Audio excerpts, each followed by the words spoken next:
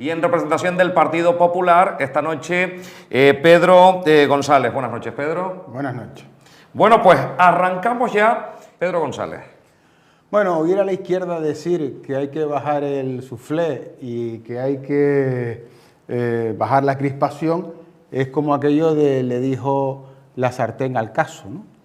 Porque creo que no se puede caer en el cinismo político de aquellos que alentaban el rodeo al Congreso, aquellos que llegaron a inventarse que un presidente del gobierno, que ahora parece que es intocable, el presidente del gobierno Aznar en su día, había dejado embarazada a una ministra de Sarkozy en Francia.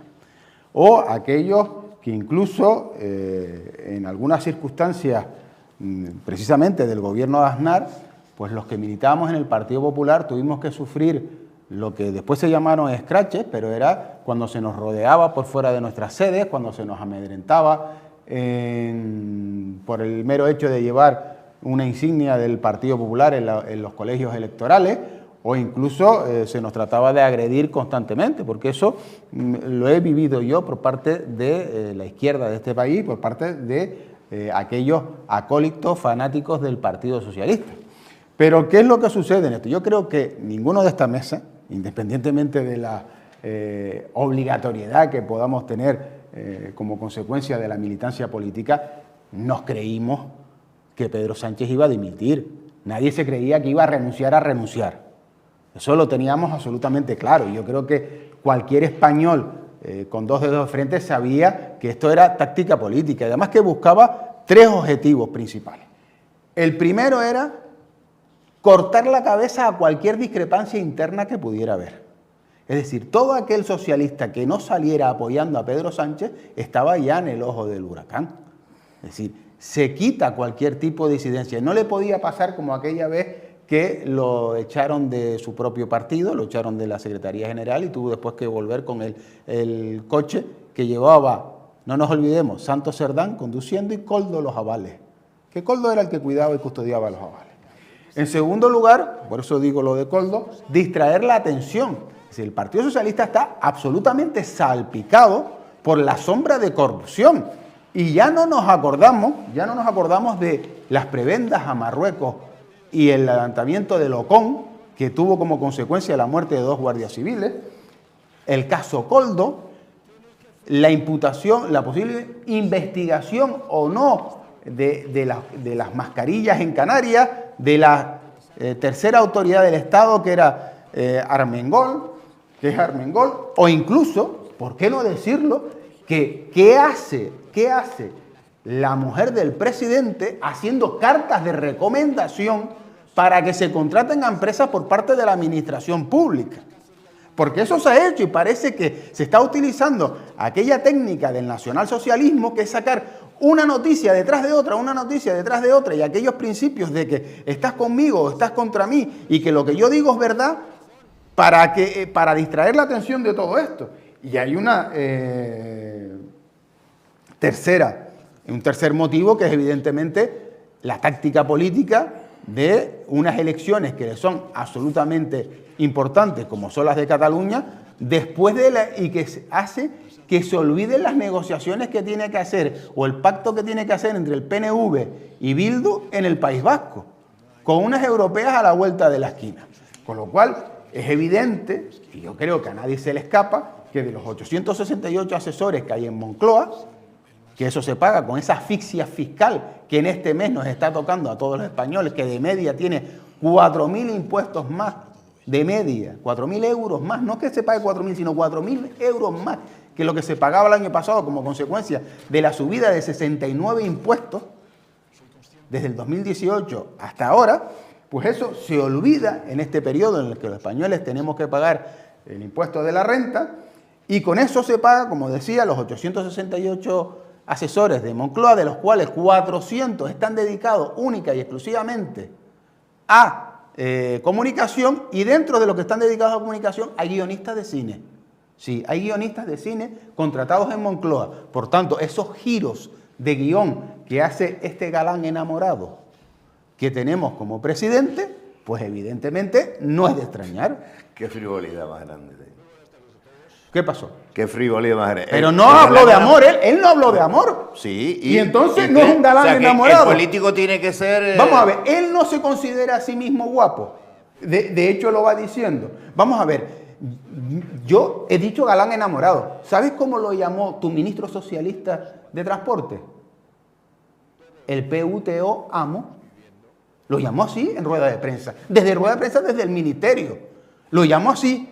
Entonces, yo que lo llamo galán enamorado, no es ninguna frivolidad. Pero vamos a ver, cuando sí, el propio compañero, perdónenme los espectadores la expresión, cuando Óscar Puente llama a Pedro Sánchez y dice en rueda de prensa que el presidente es el puto amo, pues decir que es un galán enamorado no creo que sea una frivolidad. Vamos con Benigno y vamos repartiendo juego al resto de los compañeros. Benigno, y después voy con David. Es que lo del cinismo político, a ver, Audiencia Nacional condena por tercera vez al PP por beneficiarse del dinero de la corrupción de la Gürtel. Por tercera vez.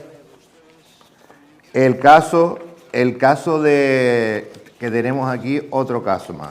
Tenemos el caso de Eduardo Zaplana. ¿Qué me dice de Eduardo Zaplana? ¿Qué le pasó a Eduardo? Nunca ha tenido dinero en el extranjero. El expresidente valenciano se habría embolsado al menos 17 millones de euros en comisiones. ¿Está condenado por eso?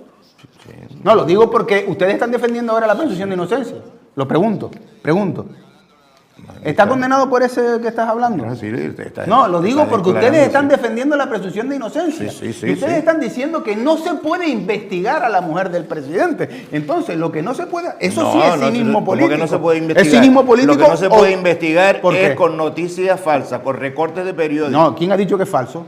Con los recortes de periódicos. Ahora hablaremos de eso de manos limpias, la justicia y el control de los medios de comunicación. Vamos con... Que sea un recorte de periódico no significa que sea falsa ya la noticia. Salió y manifestó que muchos de los recortes de periódicos que había aportado no eran ciertos. Ya lo dijo. Que no eran ciertos, que no habían sido publicados. No, que no eran ciertos, que las noticias esas no eran ciertas. ¿Pero por qué no se habla de la querella de Hazte Oír?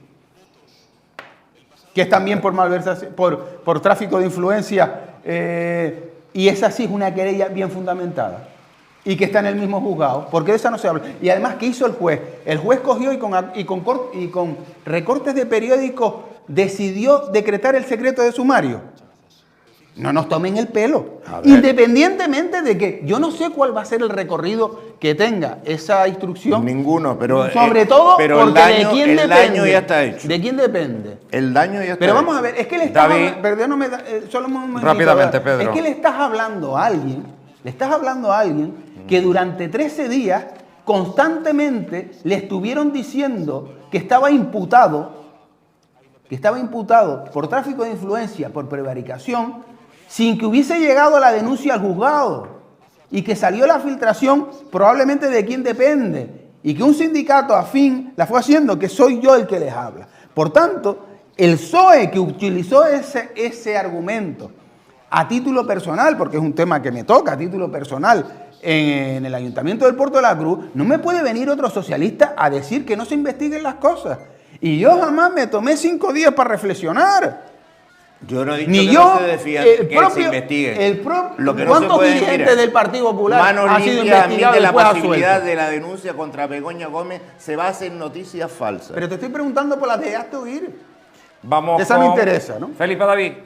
A ver, aquí una noticia que dice que el presidente salió hoy. El presidente interino del Consejo del Poder Judicial apoya al magistrado que investiga a Begoña Gómez. Apoya. Su labor es defender a los jueces. Dice que ha habido una cierta normalidad en la actuación del juez Peinado. Cierta normalidad. ¿Pero quién lo apoya? El presidente interino del Poder Judicial. Claro. ¿Y te parece mal? Hombre, me parece mal. Es que a mí lo que me parece mal es que se investiga. Visto el procedimiento como se ha hecho, que ni siquiera el fiscal le dieron notificación de la denuncia. Pero sabes que está ni al fiscal declarado bajo secreto sumario. El procedimiento. Sí, y no le da. Hay que darle traslado al Ministerio Fiscal. Y una vez que se le dio traslado al Ministerio Fiscal, interpuso un recurso directo de apelación. Es que no le dieron traslado al Ministerio Fiscal. Sí, una vez que se le da traslado al Ministerio Fiscal, interpone recurso directo de apelación. Ese es el procedimiento judicial. Sí, ¿Qué ha habido de irregular en ese procedimiento judicial? que ha habido irregular, que ha sido en base a recortes. No. ¿Qué ha habido de irregular? Una cosa es cómo se presenta la denuncia. Yo ahora voy al juzgado y presento una denuncia y el juzgado me la tendrá que tramitar. Si el juez ve que no hay indicio ninguno de delito, debería de archivar. Pero habrá que ver qué ha visto el juez y qué ha dejado de ver. Es que lo que no se puede... Vamos a ver. Lo que no se puede hacer es... cuando no me interesa a mí, son de la fachosfera. Cuando no me interesa a mí son de la fachosfera. Y entonces a la fachosfera, pues pongo a los medios de comunicación que no me interesan, porque por ejemplo, al diario.es y al público.es los deja fuera. Esos sí son buenos. Esos sí son buenos. Los otros no. Pero después resulta que si el juez me investiga algo relacionado con el Partido Socialista, a ese juez hay que sacarle que si su hija era esto, que se ha publicado, que si él es lo otro. Oye, no, dejen trabajar al juez con tranquilidad. Dejen trabajarlo. Que el juez no ha tomado una decisión definitiva. Lo único que ha hecho en un Estado democrático de derecho, con todas las garantías procesales, es decir, voy a investigar, pero es que ni siquiera ha llamado a declarar a una posible investigada. Y además, vamos a ver una cosa. El que no la debe, no la teme. Como se suele decir, ¿qué problema hay que Begoña Gómez, si fuera citada a declarar delante de un juzgado, diga, oiga, pues mire, yo no me reuní la noche anterior de que fuera rescatada con 700 millones de euros en Europa para hablar de esto. Me reuní con el empresario para hablar de otra cosa. ¿Cuál es el problema? Es que parece que el problema es que no... Mire, eso que están sacando de unas posibles conversaciones que ha sacado Pegasus, que por cierto, es una empresa al parecer que viene de Israel, ¿no? No sé si por ahí es un poco de vendetta, ¿no? Oiga, pues yo no sé si esas conversaciones que pudiera haber o no, que yo lo desconozco, de Begoña Gómez haciendo negocios en paraísos fiscales con ministros haciendo negocios de Marruecos. Eso hay transcripciones de esas conversaciones que yo no estoy diciendo que sean verdad. No estoy diciendo que sean verdad. Yo estoy diciendo que si se le pregunta sobre eso, con decir que no es verdad, ¿quién no pinchó los teléfonos? Ahora, en el caso Pegasus, ¿quién pinchó los teléfonos del presidente y de la mujer? ¿Quién fue? Marruecos, parece ser. Sí. Parece ser. Te puedo asegurar que el PP no tiene capacidad para eso. Le pueden echar la culpa a la derecha de todo, pero de pinchar los teléfonos al presidente no creo. Villarejo, no que creo. Era especialista no en creo. eso. No, mira, te voy a decir una cosa. ¿Sabes de quién era amiga? ¿Sabes de quién era bastante amigo el comisario Villarejo? ¿Sabes de quién era? Amigo, pero amigo de comer juntos. De la fiscal general del Estado que fue ministra de Justicia, Dolores Delgado. ¿Y sabes lo que decía Dolores Delgado del actual ministro de Interior? De eso no lo sabe. ¿Cómo lo llamaba? Con comentarios absolutamente homófobos sobre su compañero. Y se burlaba de él, estando con el comisario Villarejo. Es que parece que el comisario Villarejo fue contratado por uno y no por otro. Desde mi punto de vista, era un golfo. Sí. Que el PSOE también utilizó, pero más allá de eso, que estamos hablando de los insultos, por eso decía antes lo de la sartén al caso, sí. Que ahora mismo el alcalde de Madrid, Almeida, se ha casado, ha contraído matrimonio. Sí. ¿A ti te parece normal que todos o muchos militantes del Partido Socialista hagan las burlas y los memes que hacen en las redes sociales sobre el aspecto físico del alcalde de Madrid? Sobre si bailó o no bailó bien. Sobre si la mujer es más alta que él. Que si es feo o no es feo. Porque eso es lo que está haciendo ahora mismo la izquierda. Sí, en contra de él. Dime quién. Dime quién. No, ¿Quién de la izquierda lo está haciendo? Entra a cualquier red social. ¿A ti te parece normal? No, y termino rápido. ¿Te parece normal dentro de ese nivel de crispación que dices que hay que rebajar? Sí. Que el presidente del gobierno diga que hay que poner un muro en el que apartar a la derecha y encerrarla. Eso es consensuar. O te pregunto, y que me perdonen de nuevo los ¿Pero dónde saca el muro? Lo digo, bueno, en rueda de prensa en Moncloa. Entonces, vamos a ver, le pregunto a los espectadores y te pregunto a ti. Y le pido disculpas a los espectadores. No son palabras mías, son palabras de un socialista. Presidente del Partido Socialista de Andalucía. ¿Te parece normal que el presidente del Partido Socialista de Andalucía llame al líder de la oposición cateto, tontopolla, judío nazi, xenófobo, o que llame a Elías Vendor, que lo llame necio, estúpido, payaso. Esas son las palabras. Pero eso ¿dónde lo saca? Eso que lo estás apuntando no, esas son las palabras. Con el bolígrafo ahora, porque yo te traigo recortes de prensa, pero que tú estás apuntando las palabras ahora de cómo lo llamó. A mí no me haga, te viene a la cabeza ahora y a mí no te iluminaste para... Mira, te voy a decir una cosa. Si fuera Pedro Sánchez, ¿sabes lo que haría ahora? Si fuera Pedro Sánchez diría, Benigno, dudar de mi palabra, me está faltando el respeto. Me voy a tomar 5 minutos de reflexión. 5 minutos, vale. Pues. Pero no voy a hacer eso. No voy a hacer eso. Esperar. Porque es cierto. Y el único bulo importante que se ha conocido, los dos únicos bulos importantes que se han conocido en esta semana, ¿sabes cuáles son? El primero, el que hizo la ministra Montero sobre la pareja sentimental de Alberto Núñez Feijóo, que era absolutamente falso, que hubiera cobrado una subvención indebida de la Junta de Andalucía. Y lo que decía Sánchez, el dolido, era, y todavía te quedan más, se le leen los labios. Sí, y después, Pedro Sánchez, en su carrera regenerativa, ¿sabes lo que ha venido a decir? Que Feijóo había dicho que las mujeres tenían que quedarse en la casa y no trabajar. Y era absolutamente falso. Absolutamente falso. Lo dio a entender. No, señor. Sí, lo único que dijo es que lo que él pediría a su pareja es que no hiciera contratos con la educación pública. No, señor. Lo dice, lo dice expresamente. Y de lo único que te olvidas es cuando sacas la supuesta corrupción, que no ha sido condenado por corrupción el Partido Popular, porque una cosa es... No ha sido condenado por corrupción. El que ha sido condenado... Los que han sido... No ha sido condenado por corrupción. Una cosa es que, claro, explicar a quien no quiere entender es difícil. Porque explicarle lo que es a título lucrativo es difícil. Es decir, ¿ustedes no han sido condenados? No, señor. Nunca. Ha sido a 250.000 euros que se utilizaron en una reforma, sin que el Partido Popular supiera la procedencia ilícita de ese dinero. Eso es a lo que ha sido condenado. Pero si tienen, entonces, pero termino. Si quien tienen, ha sido condenado,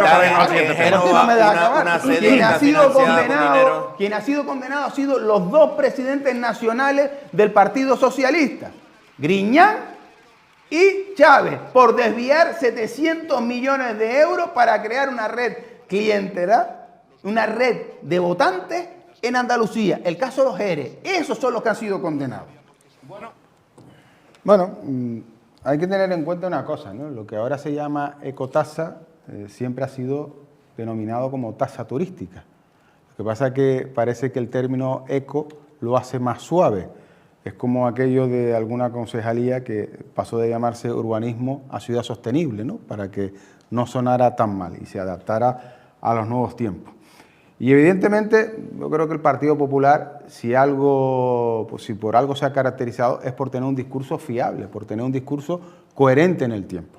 Lo que no hace es llevar la imposición de una tasa turística, como hizo el PSOE en su programa electoral, gobernar durante 4 años. Es verdad que los 2 primeros años podía entenderse que no era el momento, pero lo cierto que en el 2022 no hizo absolutamente nada por mantener una tasa turística, solamente lo ha hecho cuando está en la oposición. Pero claro, yo que me defino en cierto modo liberal conservador, pero en el caso de la economía como liberal, hay que tener en cuenta que los ingresos derivados del turismo y el gasto solamente del gobierno de Canarias, estoy hablando solamente del gobierno de Canarias, en el presupuesto anual de lo que se revierte al turismo, la diferencia a favor del presupuesto ronda siempre una media entre 3.500 y 4.000 millones de euros al año, con lo cual el turismo le está dando 4.000 millones de euros al año al gobierno de Canarias, que van a las arcas públicas para sanidad, para educación, para políticas de vivienda. Entonces, hay que tener en cuenta que cuando hablamos de un problema de vivienda, tenemos que atender a 2 factores, desde mi punto de vista, concretos. El primero, que no se ha construido vivienda social, vivienda VPO. Y se está tratando de demonizar a la vivienda vacacional como si fuera el causante de todos los problemas y como si la vivienda vacacional fuera de aquellos fondos buitres que compran un montón de vivienda y se dedican a especular con la vivienda. Y no es cierto. Podrá haberlo, yo no lo discuto, y seguramente habrá que evitar que eso pueda suceder. Pero en la gran mayoría de las viviendas vacacionales son de familias canarias que se sacan un dinerito extra o que sacan un negocio como consecuencia de una vivienda que tienen, que reforman, adaptan y la ponen en el mercado turístico. Y entonces estamos yendo también contra esos canarios que están intentando, como el que alquilaba en una segunda residencia, pues incluso algunos que tienen una segunda residencia y la ponen en alquiler vacacional a lo mejor 11 meses porque un mes se lo deja para poder disfrutarlo con la familia.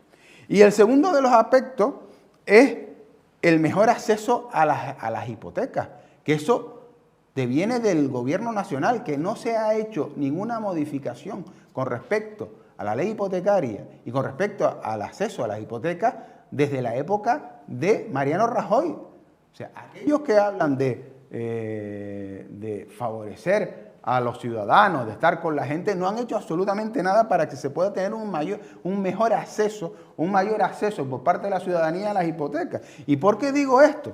Porque a datos del 21 de septiembre de 2023, en Canarias había 211.331 viviendas vacías.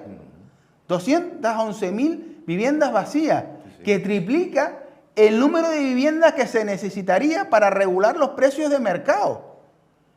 Entonces, muchas de esas viviendas son promociones inacabadas.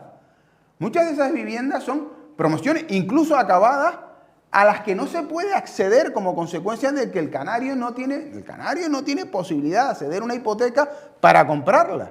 Entonces, a partir de ahí, yo creo que debemos olvidarnos de esas cuestiones que además son contradictorias en sí mismas, y voy terminando. Son contradictorias en sí mismas porque cuando se habla de una ecotasa que no deja de ser una tasa turística, no sirve para reducir el número de personas, el número de turistas que vienen. No sirve para eso. Además, ¿por qué? Porque al final necesitas un sistema de recaudación de funcionarios y sistema operativo de control que implica que necesitas un mínimo de turistas para poder mantener ese sistema. Y ese sistema lo montas ahora mismo con 16 millones de turistas entrando. Con lo cual, para poder mantener ese sistema que controle las tasas turísticas de 16 millones, que además al final se calcula que en el mejor de los casos sería 56 millones de recaudación, es peccata minuta. Es peccata minuta comparado con la diferencia que hay de 4.000 millones de ingresos. Entonces, lo que se está haciendo es utilizar una herramienta como arma arrojadiza y como bandera, haciéndole creer que con el poner la palabra eco delante, pues se está defendiendo el medio ambiente. Y el medio ambiente no se define así. Y como decía Felipe Adí, yo creo que el cambio ya se anunció con el cambio de gobierno, porque con el mismo número de visitantes, la única diferencia es que los que ahora se manifiestan estaban antes en el gobierno. ¿Y qué resulta? Que se ha planteado ya desde tanto el gobierno canario como por ejemplo en el Cabildo Insular de Tenerife, que hay que trabajar en una mejor calidad del turista, que deje efectivamente un mayor incremento o crecimiento económico y no trabajar en la cantidad de turistas que se vengan. Benigno. Bueno, la verdad que es sorprendente lo que dices, Pedro. Vamos a ver, peccata minuta no, solamente Lo que sería sorprendente es que tú coincidieras conmigo. Eso es sorprendente. Solamente el Cabildo de Lanzarote recauda por el tema de los espacios naturales 40 millones de euros. Y tú estás diciendo no confunda los espacios naturales con la tasa turística, que son cosas distintas. Vamos a ver, son cosas distintas, pero no me puedes decir que la ecotasa solamente va a recaudar 50 y pico millones. ¿Esas son las previsiones? Eso es imposible. Es imposible. Mira, la ecotasa la primera que lo pusieron fue Cataluña, hace unos 8 o 10 años. ¿Vale? Y Cataluña pagan por pernoctaciones entre 0,45 y 2,25. Si tú que viajas por todo el mundo como Willy Fox, sabrás que... yo puedo tomarme los 5 minutos de reflexión, porque creo que el que hablaba de bajar el suflé Sí, y que antes me llamaba pero de frivolidad. Yo te estoy diciendo ahora, no, lo digo, como Willy lo digo Fogg, para que te no mires viaja. en el espejo. ¿Viaja para o que no te mires en el viaja? espejo, que estás enfermo Viaja. de falsa superioridad moral. ¿Viaja o no viaja? Sí, pero estás enfermo Y de falsa cuando tú vas a superioridad los países que viajas, tú faltas el respeto a los tienen demás. ecotasa. Faltas el respeto. Eso no falta respeto. Faltas el respeto a los demás. Y No después te estoy quejas de faltando que el presidente respeto. lo llamen Te galán. estoy diciendo que tú viajas y Willy Fogg no viajaba. En 80 Iba un globo. días. Bueno, en 80 días. Bueno, yo no sé en cuánto viajas tú, pero Pero viaja. la diferencia es que está Willy Es Fogg para- y William Fogg. es para- distinto. es para de- Uno es el bueno, de dibujo animado. que continúe Mira, Benigno. A ver, mira, si te no voy me- a si explicar no una me- cosa. no Te me voy a explicar una interrumpa. cosa. Yo no te interrumpí cuando estabas hablando. Pero acabo rápido, porque yo creo que esto, hasta por alusiones, un presidente de un parlamento me daría la palabra. Yo soy Willy Fogg y tú eres Rigodón. Pero es que hay algunos Entonces, que ¿por lo qué se ponen y reúnen aunque con le dé él? las 13 cosas, ideológicamente nunca van a estar de acuerdo. Porque hay algunos que aunque te pidan 13 cosas, tú le concedes las 13 y van a seguir criticándote porque utilizan un movimiento que yo puedo estar sensibilizado o no con él y puedo comprender determinados lemas de la manifestación con gente que se aprovecha de eso para posicionarse Daniel, ideológicamente. vamos concluyendo. Espérate, hay que añadir una cosa más que se ha planteado sobre la mesa, porque no podemos aceptar más turismo, yo en eso estoy de acuerdo. Se ha planteado también sobre la mesa el problema de aquel turista que dice que no se va, pero es que no debemos olvidarnos que la media de nuevas tarjetas sanitarias que se dan en Canarias son de 1.000 al mes. ¿Tu semana, Pedro? Yo voy a acabar con un toque de humor. No sé si podrá grabar aquí o se podrá enfocar para que se vea desde cerca, porque tenemos a Willy Fogg en primer plano. Madre mía. Y en segundo plano, a Rigodón. Lo digo porque como Mira, sintió identificado al como final, no me siento identificado. Lo digo porque como no se recordaba quién era Rigodón, porque normalmente solo se acuerda uno del personaje principal, del elenco principal, de los secundarios, hay que acordarse también de vez en cuando, ¿no? Digo, esta semana afortunadamente no tengo que viajar, la podré disfrutar en familia en casa. Y espero que este mes, pues por cuestiones institucionales, no tenga que hacerlo. Sí tendré que viajar por cuestiones personales a final de mes. Pero creo que hay que seguir trabajando en eso y no tratar de hacer burla o ridiculizar el trabajo que hacen los demás con cuestiones absolutamente baladíes, ¿no? Pero bueno, eso yo creo que después se aclara con el trabajo, se aclara con el tiempo y demuestra que cuando no se tienen los argumentos necesarios, pues se intenta hacer burla de los demás.